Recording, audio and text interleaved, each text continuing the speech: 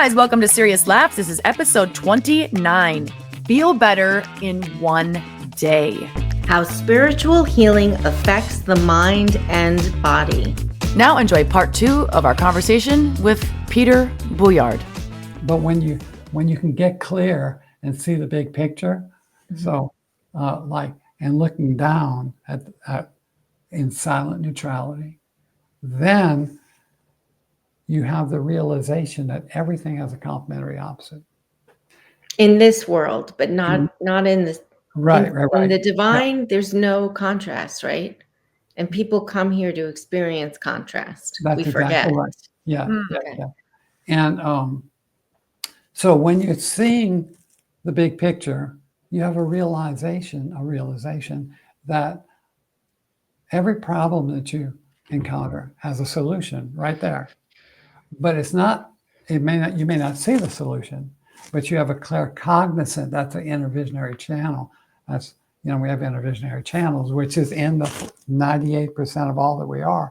The intervisionary channels are inner seer, clairvoyance, inner hearing, clairaudience, inner knowing, claircognizance, inner taste, clairgustance, and inner scent, clairscent. And so anyway, that's what lives in our 98%. So the object is to stay in our 98% as much as we can. Now, that's the invisible world. So that's in the void. The 99.9% empty space, that's what we are. All we are is atoms. And that's 99.9% empty space. Mm-hmm. So this is a matrix. No. This is not a matrix. Oh, this is a matrix. Yeah. Yes. We're living in the 2%. Exactly. And the irony, if I'm understanding this, is 2% of the population is aware that we're 99.9% atomic. No, 98%. 98% is aware. Okay, that's. No, I'm saying. Yeah. Sorry. That's okay. Most people live unconsciously. Most people aren't aware that 98% of us is. Yeah. I call them the average bear. That's me. You're not. No, you're not. No, you're extraordinary, Molly. Well, I think that's what's fascinating about this is, I could sit and, I have my little journal in the morning, and the one question every day is, what are you grateful for? And we talked about being grateful earlier, and I can write something down, and it's like, okay, well, so how do I, keep that in my mind all day? I'm grateful for this, and I really appreciate things. And then, what I like what you offer is a way to have that default, like that you were talking about, right? Where it just it starts to just come naturally to you. And I feel like for all of us, for me, for Sheri, for my kids, that we could be just so much more peaceful. And that's when you're peaceful. That's when the goal is, there's no goals, but the goal is to have that express itself, that divine within, which is pristine. It's not of our consciousness, right? Have it express itself. And so that's why we need to clear out everything. And it's a work in process. As you raise your vibrations, different shit's gonna happen, What is that? What is that? It's because every time I'm like, okay, I've leveled up, and then I get triggered. I'm like, yeah. I thought I was good. No, actually getting triggered is good, because but I'm really good. No, listen to me. They're triggering you from their childhood wounds, their inner child wounds. You're being triggered by your own wounds. Oh, you got that? Might drop that. Say that again for everyone. Okay. They're being triggered. They're triggering you from their wounds. You're being triggered by your own wounds. Mm-hmm.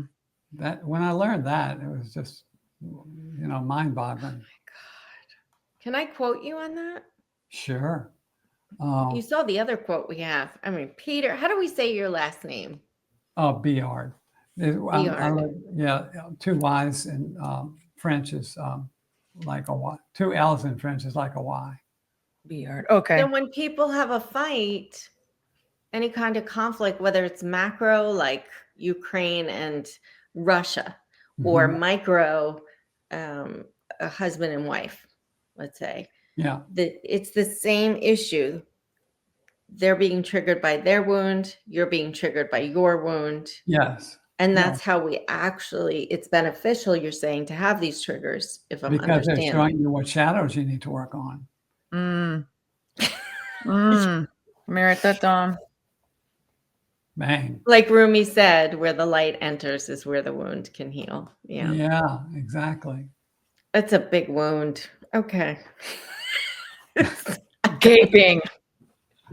Jeez. Oh my God. There's a crack in everything. That's where the light comes in. That's what it was. Leonard Cohen said. Who said that? Leonard Cohen. Leonard Cohen. Brilliant. Peter, you are brilliant. That's so fascinating. If someone's listening, go ahead. No, you go. I can't form my thought. You go. If someone is listening to this and they think, oh my God, I'm an empath. And I think a lot of people are empaths. I think there's a relationship between the more you suffer is the more empathic you might be because you feel everything. What advice do you have for empaths out there listening? Actually, to be empathic is a gift. Okay. That's a gift. Okay. Because you doesn't feel like a gift. No, you have it. Should I go to Macy's and like give a return and exchange? No. I asked to be a sociopath. Like Molly, I think I've told you that, right? Like part of me is sometimes I would love just for a little bit, a little sociopath, like a little mochaccino, because then I can turn it off, but I can't. I care. No. Okay, it's a gift to be a so it's a gift to be a sociopath. No, it's a gift to be an empath. Why? Because when you're an empath and you have protection, you can step in another's shoes and feel what they're feeling without getting their energy on you. In other words, when you're not protected, when you have a discussion, conflict, then if you're not protected, then you take on their energy, their vibration, right? Yes. And we've all done that before. Yeah. But if you are protected, then you can, they call it stepping into another's shoes. You can step into their shoes and really sense how they're feeling aside from what they're saying. Because oftentimes words get in the way, right? And so we're actually stepping into their shoes and feeling how they feel. Now, what I believe is that silence is silence has love in it. Silence is filled with love, and love is the ultimate healer. So when somebody comes up to you and they're saying something that you have an inner knowing that maybe they're not saying what they feel. And if you go into silence, you don't say anything. That triggers their programming and conditioning, right? People don't like silence. And so if you don't say anything, then all of a sudden they'll say how they really feel, or it'll at least be a little closer to how they're feeling. Oh.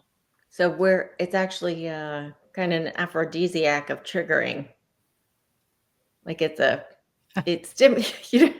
have a weird way with words, but what I'm saying is I follow.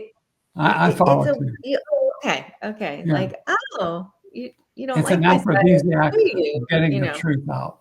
Yeah. Say Well, that that's again? good That's good to know, even in something parenting, right? Yeah, You know, yeah. so you have a kid, you can tell something's not right. And I usually just go, well, is it this? Are you feeling this? Was it this that's doing it for you?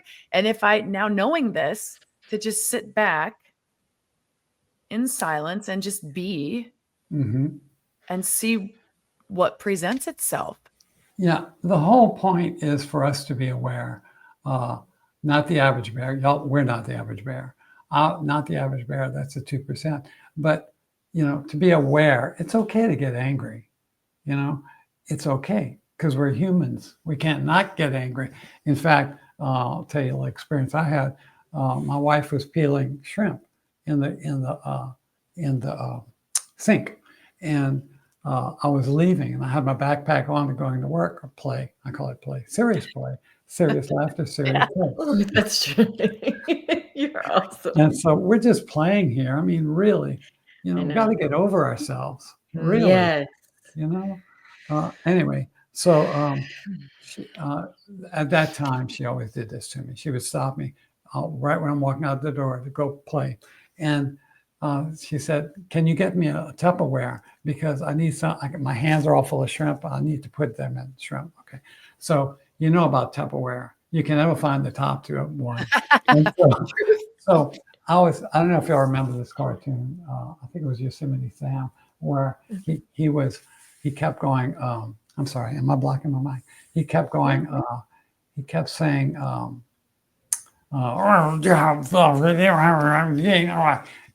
he would do that. And so that's what I was doing when I was trying to find the tops to the Tupperware. And, but I knew I was doing it.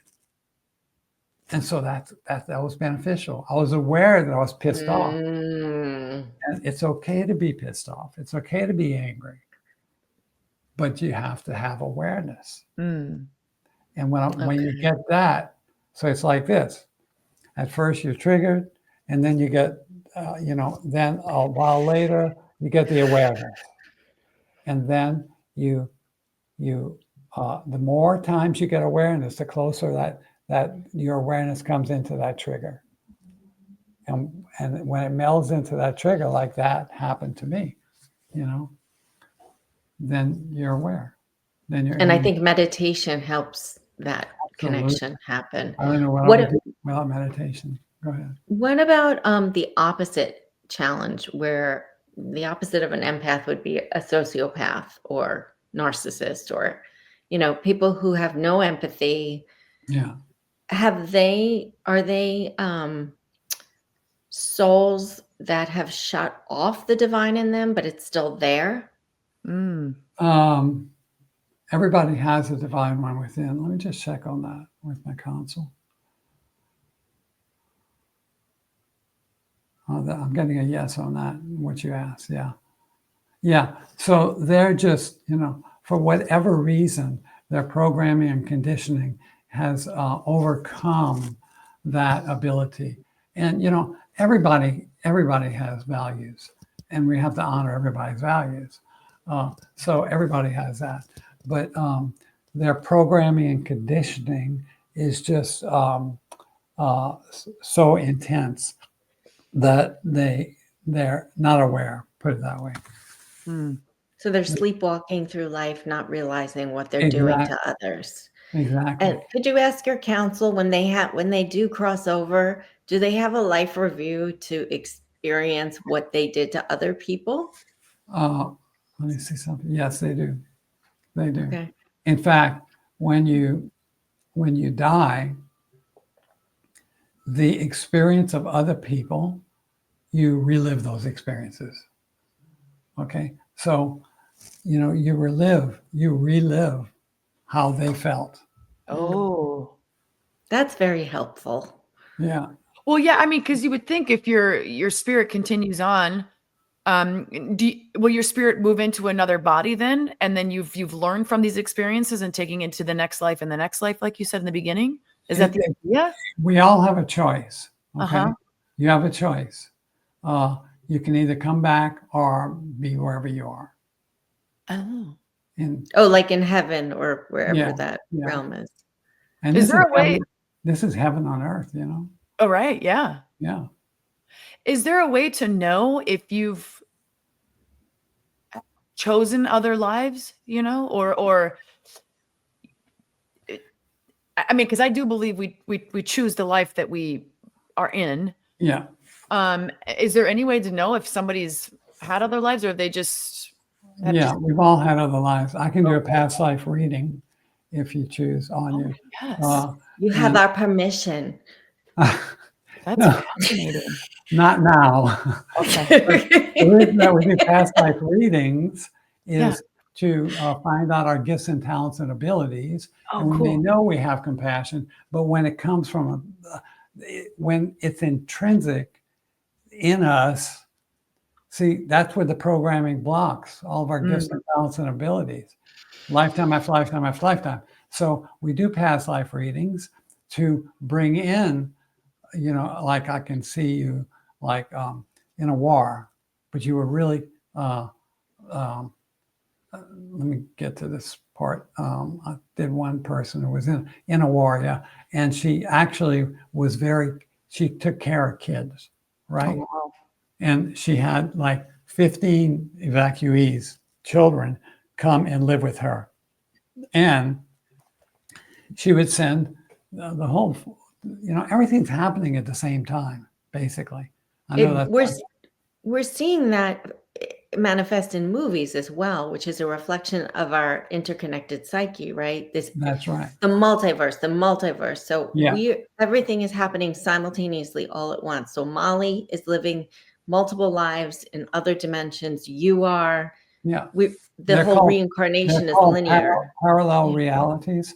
And we Mm. have that ability to, in fact, when I work on somebody, they are in a parallel reality because they're in the reality of their divine within. They're interweaving with that, you know, like when they feel like they're lifted up, when they get hot, when they get cold. You know, the most interesting, intriguing thing I ever heard, you know, expansiveness, was a woman said that she felt like her lips were as wide as my massage table. Oh, that's some big So, lips. yeah. She So, needs to you see know, a doctor. That's congratulations. Congratulations. Because you just experienced, you interwove with the consciousness of your divine within. Oh, wow. That's how it works. So what were we talking about? I'm sorry. Sociopaths. No, past lives. Okay. Yeah, we Yeah. were Oh, talking yeah. about a lot of things. Okay, Yeah. past lives. Past lives. This one person, she was a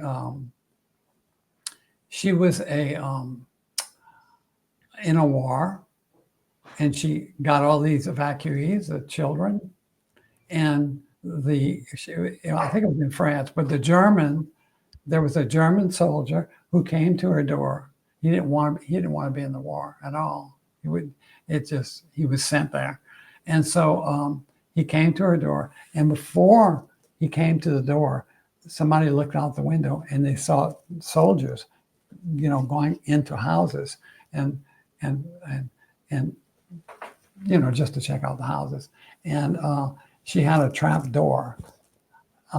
And so she had a 15-year-old who everybody looked up to, all the kids looked up to. So I'm going, it's a long story. Anyway, so she told the 15-year-old, he might have been 17, she told him to bring all the kids into the cellar. It was like a trap door, and it was like not like a real cellar. It was just like dirt, and so they brought him. He brought them to close the trap door, put a rug over it, put a table on it, and then she was very gifted. In other words, you know, so that's one of her gifts, right? This is a past life. It's one of her gifts that we brought back. Compassion and gentleness and determination. She was very determined, and because you could see it in her eyes. And so that's one of her gifts and talents and abilities. Lifetime after lifetime after lifetime. It'll be in this lifetime. It'll be in the next lifetime. And so she opened up the door, and the guy who didn't want to be in the army anyway saw her, and she said, "You can come in if you want. There's nothing here." And he believed her. And he just went on. He just went on. So this is, I can do a past life reading on people, So that's now you also do past life readings to find stuff that you don't want to repeat here. To find a scenario that you didn't want to repeat here. Okay. A scenario that, what was the rest of that? That you don't want to repeat here in this 3D world, in this practical world. And when I tell them that, then they're on guard for that. That's only happened a few times, though. And we come here to experience the transformation, the transmutation. Yes, because all your spirit, all your soul wants you to do is change. So we have the opportunity to either stay the same, to devolve, or to evolve. And healing wounds is ascending, it's evolving, that's what I think. And it's so hard in this world because it's the illusion of this world. It's a matrix, but it looks so real. It feels Sheri, so real. Sheri, listen to me. If you keep saying it's hard, it'll be hard. It's easy. It's so easy, Peter. Oh my God. I'm on spiritual Valium all the time. I love that spiritual Valium. That's cool. She does have a way with words. Yeah. That's one of my gifts. Speaking of which, so the gifts that we have it sounds like it's not as much you're an amazing painter, or you are a great trapeze artist, or whatever. It's more qualities. You have a gift of compassion. You have a gift of fill in the blank. Those, and they can change right. And how they creativity. Creativity is one, and I've seen people who are trapeze art, who are very good with athletics. Who are proficient at flipping and all that, gymnastics, and that is an art form that they carry. Would it come out in a different form in another life, like baseball player or? Frequently, yeah, it does. It will, yeah, because it's vibrations, right? Creative vibrations, yeah. Yeah, more so than not, it comes out as what it is. As a frequency that it was. Cool. You're amazing. You know that, right? No, I'm just staring. Look, you're just shut up. Don't start. Don't say that. The universe is listening. Oh yeah. That was so. I need to own that. You're right. You need to own that. We have a hard time receiving. You're an empath, aren't you? Yes, I am. Yeah. Molly's an empath, isn't she? Yes, she is. Am I? I feel like I'm more of an empath for animals. Well, so it's an empath. Oof. Gosh. You feel things. I can feel you feeling. I feel you feeling all the time. Feeling things through Molly. But see, that's a gift that's always been with you. Feeling animals. Like horse medicine is incredible because they reflect everything we're feeling. Babies do that too. I have a grandchild, brand new grandchild, like 5 weeks old. No, 2 weeks. 2 months. Congratulations. Yeah. Yeah. Is this your first grandchild? No. It's my third grandchild. Oh, that's so cool. I love that. And there's a reason we feel so peaceful when we hold a newborn. Because you know why? Because that's the closest to God you can get. Yeah. Sure. They haven't been programmed. Right. And then all of a sudden they get programmed by their parents, their values, what they think you should do. And then the teachers, everybody else, and everybody's got their own values. but they're trying to push their values on you. Mhm. And so that can't be done. It's like fire and water. I mean, oil and water. Mhm. I do want to ask one last question. Okay. What are you seeing in terms of a potential shift? I'm feeling a shift. I Yeah. think a lot of people can't put their finger on it, and it feels like it's going to get worse before it gets better. But Yeah. it feels like the veil between this world and the next is getting thinner. It is. It is. Now, because consciousness is rising, right? And the angels are closer to us than ever, and the guides are closest to us than ever. But it takes chaos to create change. Hmm. It takes chaos to create change. And that's what we're going through right now. And so, everything's going to be fine, really. The politics and all that stuff that's going on, spirit doesn't care about that. The spirit, it doesn't care, They're probably like right on schedule. Exactly. Chaos. Exactly. On time. Exactly. Oh, Exactly. well, that's actually comforting when you think about that. Yes. When the spirit doesn't care. And that's the point with being in neutrality. Love, light, in the moment of service, and neutrality. Neutrality is silent observation. You're just observing shit. Huh. That really helps. Shit's going to happen. You're just observing it silently. That is when you're part of the divine within. That's what we do. We remove what you're not, and so that you can default into what you really are. But why wouldn't we just stay there where it's beautiful and perfect? Because stay where? In the afterlife, like you want ice cream, Oh, we've got ice cream. You yeah, want to stay because young, yeah, no more because backaches. sometimes we're here to guide others, and y'all are here to guide others too. Yeah, and I think you don't know it sometimes. Exactly.